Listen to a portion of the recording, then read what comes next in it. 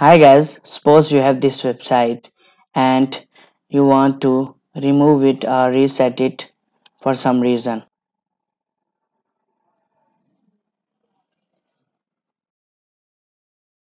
So to do so, we need to go ahead to our dashboard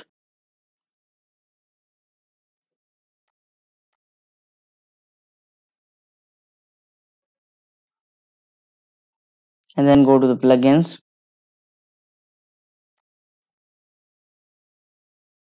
and click on add new and then search for the plugin WP reset.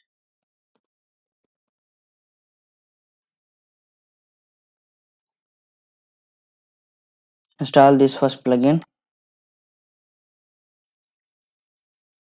and just activate this.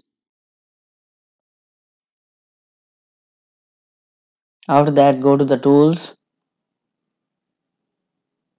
and then go to the WP reset.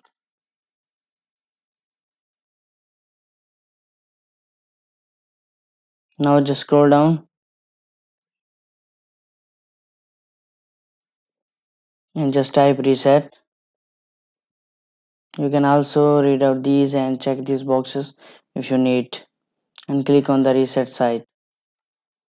Just confirm reset WordPress and now we'll check the website and now we'll see a default WordPress setting is present here.